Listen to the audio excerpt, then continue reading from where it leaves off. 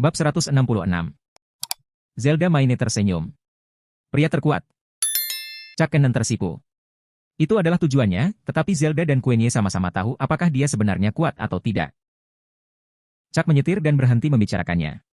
Zelda berkata dengan serius, "Chuck, kamu harus percaya diri. Kamu memiliki terlalu sedikit pengalaman dengan gadis-gadis, yang menjelaskan mengapa kamu tidak bertahan lama. Aku percaya bahwa dengan kerja kerasmu, kamu memang akan menjadi yang terkuat." Itu sangat berarti baginya.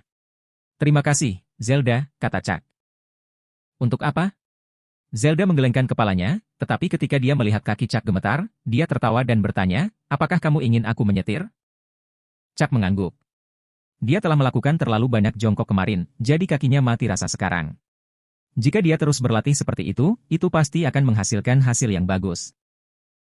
Mereka berdua turun dari mobil dan berganti posisi. Namun, saat Zelda hendak duduk di kursi pengemudi, Chuck mengulurkan tangan untuk mengambil ponselnya di kursi. Chuck bisa merasakan bahwa dia telah menyentuh kain katun. Wajah Zelda tiba-tiba memerah. Dia tahu bahwa Chuck tidak bermaksud begitu. "Maafkan aku, Zelda." Chuck menarik kembali tangannya. Perasaan itu benar-benar sulit untuk digambarkan. "Tidak apa-apa." Zelda menenangkan dirinya. Saat dia mengemudi, dia menggigit bibirnya dan berkata, "Saya tidak dapat membantu Anda sekarang karena Anda sedang berlatih, jadi Anda tidak dapat melepaskan semua upaya Anda sebelumnya. Tetapi jika Anda benar-benar tidak dapat menahannya lagi, Anda masih bisa sentuh aku. Aku tidak keberatan." "Tidak apa-apa." Chuck dengan cepat menggelengkan kepalanya. Dia sudah merasa bersalah terhadap Yvette karena keluar dengan Zelda hari ini.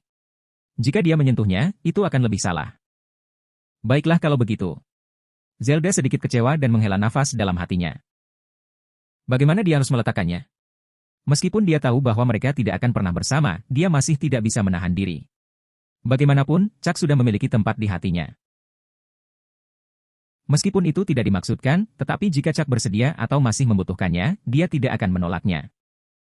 Memikirkan hal ini, dia merasa lebih kecewa. Dia berhenti berbicara dan melanjutkan perjalanan ke rumahnya.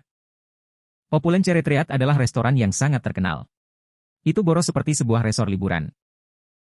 Manny punya banyak kerabat di sini, dan dia secara khusus mengundang mereka semua. Zelda mengatakan bahwa dia akan membawa Chuck kembali melalui telepon sehari sebelumnya, dan dia sangat senang. Dia ingin memperkenalkan Chuck kepada mereka semua. Lagi pula, sekarang mereka berdua hidup bersama, mereka seharusnya berencana untuk segera menikah. Kerabatnya semua kaya, terutama sepupu Zelda. Mereka adalah pemilik toko furnitur dan sangat kaya. "Bibi, ini pacarku." Sepupu Zelda, Rainier Lowe memperkenalkan. Manny terkejut. Pacar Rainier itu tinggi dan tampan, dan dilihat dari temperamennya, dia bukan dari keluarga biasa. "Tidak buruk," kata Manny sambil tersenyum. "Ya, dia keluar untuk memulai bisnis sendiri.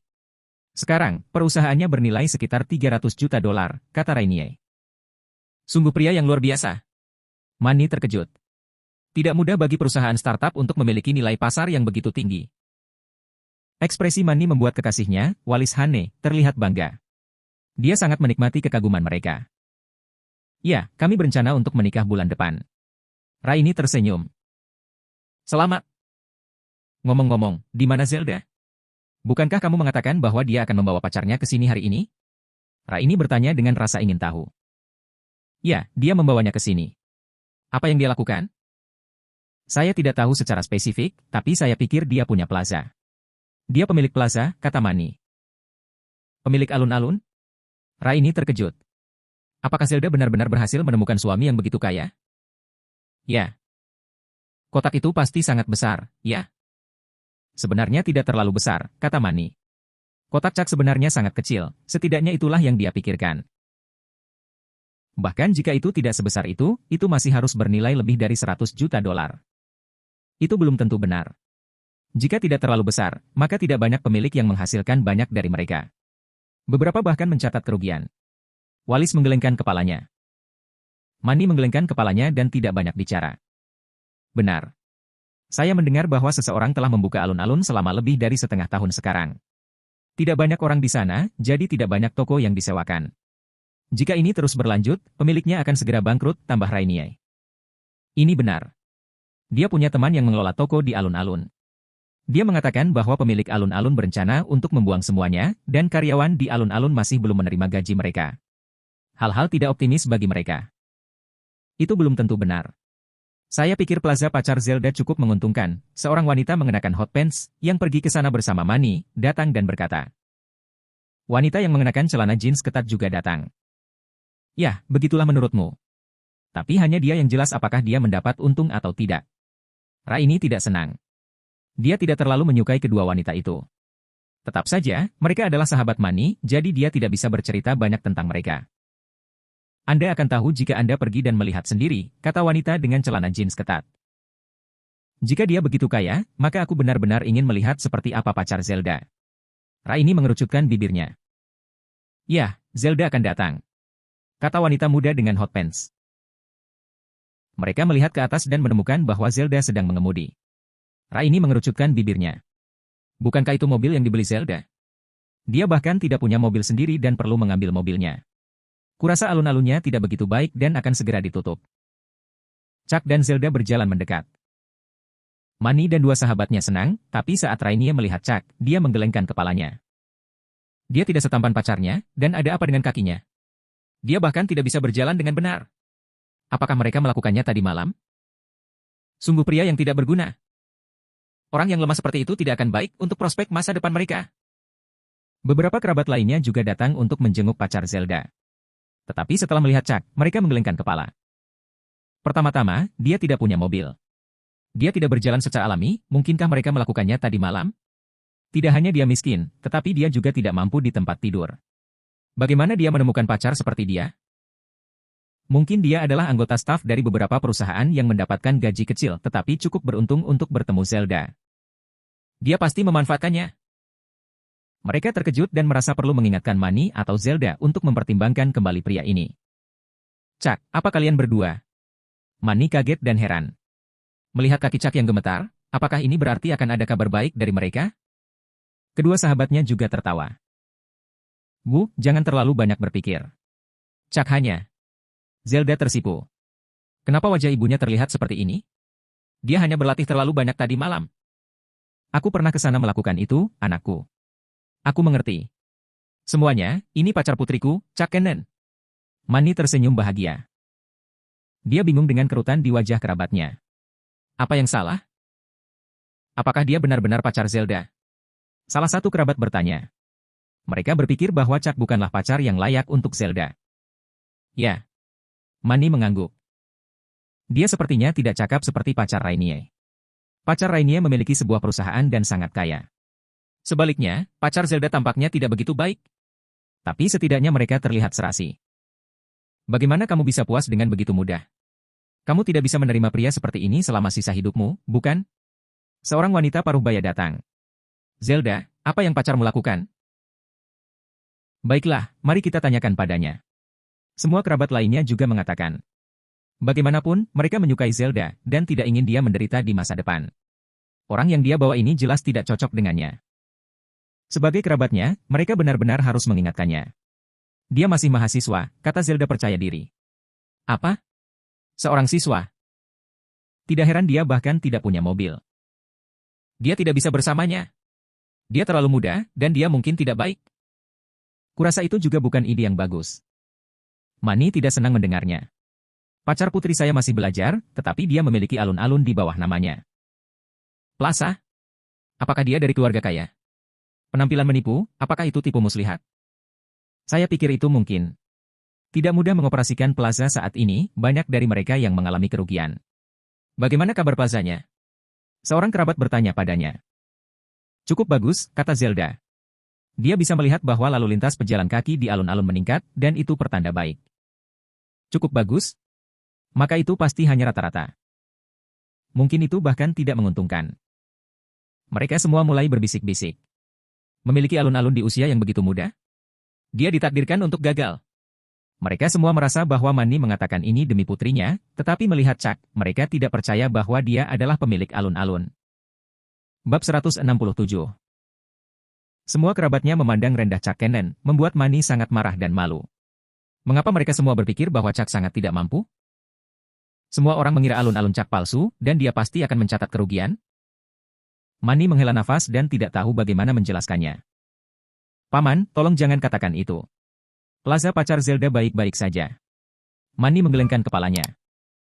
Ya, kami bertiga pergi untuk melihatnya terakhir kali. Itu tidak besar, tapi masih cukup mengesankan untuk pria muda seperti dia. Dia tidak hanya memiliki sebuah plaza, tapi juga wanita berbaju ketat itu, kata Jins. Dia tiba-tiba menyadari bahwa dia akan mengangkat terakhir kali dia memecahkan vas. Itu terlalu memalukan, jadi dia dengan cepat tutup mulut. Apalagi? Seorang kerabat bertanya. Ya, toh dia tidak buruk. Dia bisa menyelesaikan banyak masalah hanya dengan panggilan telepon. Wanita dengan celana jeans ketat melengkungkan bibirnya. Menyelesaikan banyak masalah? Seperti apa? Dia menetap. Wanita dengan jeans ketat itu ragu-ragu. Itu memalukan baginya untuk mengatakannya. Wanita muda bercelana panas itu segera menggunakan tangannya untuk menutupi mulutnya. Wajah Manny juga tidak biasa. Dia tidak ingin mengungkit kejadian sebelumnya. Mereka bertiga tidak berbicara. Apakah mereka kehilangan kata-kata? Kerabat ini menggelengkan kepala. Mereka semua memiliki koneksi juga, dan melakukan beberapa panggilan telepon untuk menyelesaikan masalah tidak dianggap sebagai kemampuan luar biasa. Paling-paling, dia hanya cukup beruntung untuk mengenal beberapa orang. Sayangnya, Zelda Maini memiliki kualitas yang baik. Mengapa dia menemukan pacar yang tidak berguna seperti dia? Sangat disesalkan. Dia sama sekali tidak pantas bersamanya. Apakah dia benar-benar memiliki alun-alun? Seorang kerabat bertanya. Mereka bertiga bahkan tidak bisa menjelaskan dengan benar, siapa yang akan mempercaya mereka? Ya itu benar, kata Manny terburu-buru.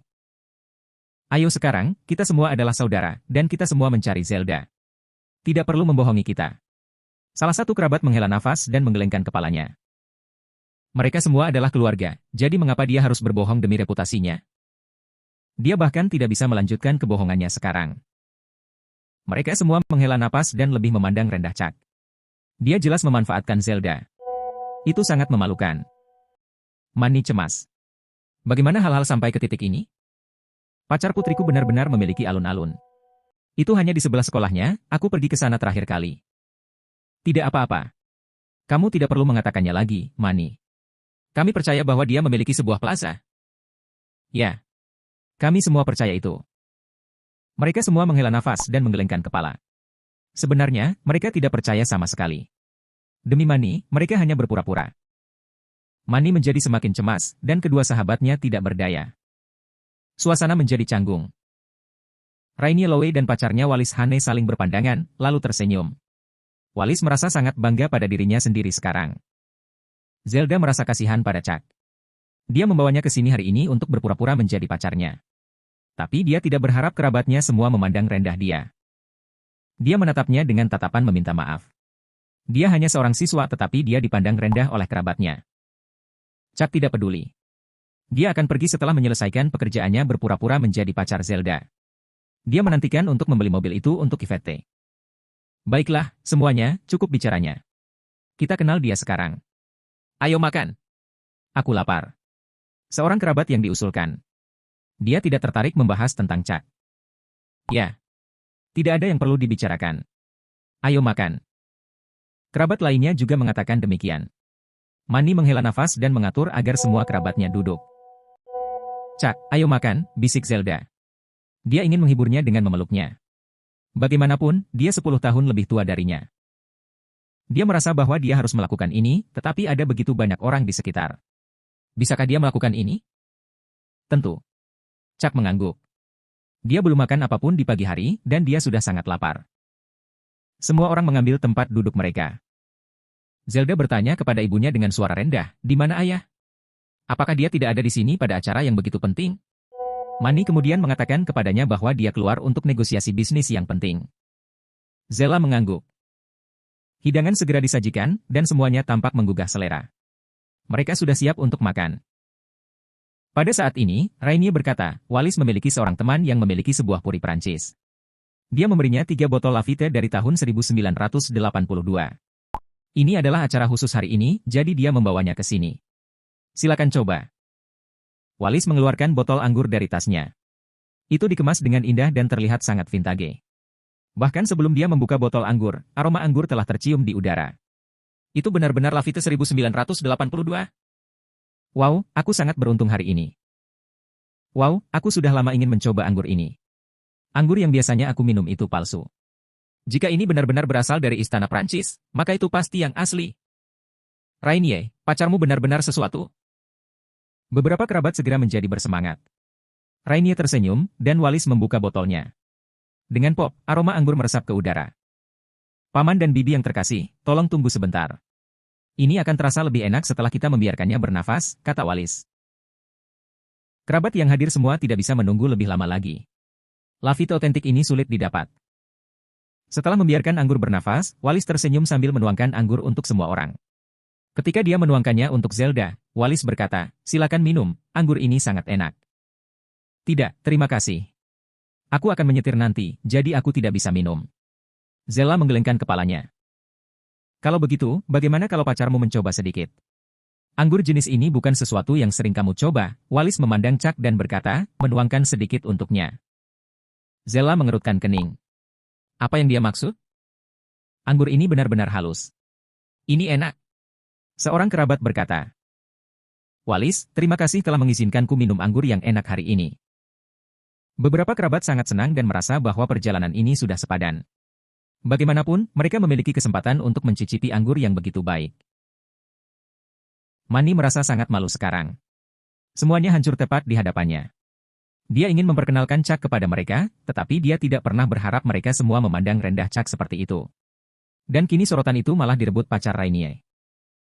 Dia sangat malu sehingga dia diam-diam memakan makanannya. Bahkan lebih sulit bagi kedua sahabatnya untuk mengatakan apapun. Chuck, kan? Ayo kita minum. Walis mengangkat gelasnya. Chuck mengangguk dan mereka berdua mendentingkan gelas. Bagaimana itu? Walis bertanya sambil tersenyum. Ini sangat enak dan manis, kata Chuck. Dia belum pernah mencoba anggur yang rasanya begitu enak sebelumnya. Dia punya anggur lain sebelumnya, tapi anggur ini sangat enak. Bahkan dia tidak bisa menyangkal itu. Semua kerabat di meja itu tertawa, tetapi itu karena penghinaan. Apakah dia bahkan tahu cara minum anggur? Sebuah Lafite dari tahun 1982, dan dia berani mengatakan bahwa itu manis? Walis tersenyum, sayang sekali membuang anggur yang begitu berharga untuknya. Karena menurutmu itu manis, kamu harus minum lebih banyak, kata Walis. Beberapa kerabat menggelengkan kepala dan lebih memandang rendah Chuck sekarang. Bagaimana dia bisa mengaku sebagai pemilik alun-alun ketika dia bahkan tidak tahu cara mencicipi anggur? Omong kosong seperti itu, Teh. Dia pasti mengatakan ini untuk menyelamatkan muka. Bagaimanapun, dia hanyalah seorang siswa miskin. Wajah Manny memerah. Ayo makan, kalau tidak makanannya akan dingin. Ngomong-ngomong, Chuck, apa nama alun-alunmu? Aku kenal beberapa bos, jadi aku mungkin tahu yang mana, lanjut Walis. Kerabat di atas meja semua memuji dia bahkan lebih. Itu hanya alun-alun kecil, kamu tidak akan tahu. Chuck menggelengkan kepalanya sambil makan. Dia hanya ingin menyelesaikan makanannya dengan cepat dan kembali. Katakan saja. Kita semua adalah keluarga. Ayo. Mungkin lain kali kita semua akan pergi ke alun-alunmu untuk bersenang-senang. Walis melanjutkan. Kerabat lainnya merasa kasihan. Dia tidak bisa melanjutkan kebohongannya, bukan? Semua orang melihat ke arah Chuck, menduga bahwa dia tidak akan bisa menyebutkan nama alun-alun karena dia mengada-ada. Alun-alun kota, kata Chuck. Alun-alun kota-kota laut? Walis tiba-tiba tersenyum dengan senyum aneh. Mereka semua penasaran. Apa yang salah? Itu benar. Chuck mengangguk. Kebetulan saya mengenal pemilik alun-alun. Saya pergi ke sana sekali tahun lalu, tetapi pemiliknya sepertinya bukan Anda. Harold Wendell adalah pemilik alun-alun kota? Kata Walis sambil tersenyum. Kebetulan sekali. Chuck telah berbohong tentang sesuatu yang dia sadari. Betapa tidak beruntungnya. Apa? Jadi itu benar-benar bukan miliknya? Apakah dia benar-benar harus berbohong? Anak muda zaman sekarang penuh dengan kebohongan. Semua kerabat di meja semua menghela nafas dan menggelengkan kepala. Mereka bahkan merasa sedikit marah. Mengapa mereka harus makan dengan pembohong seperti dia?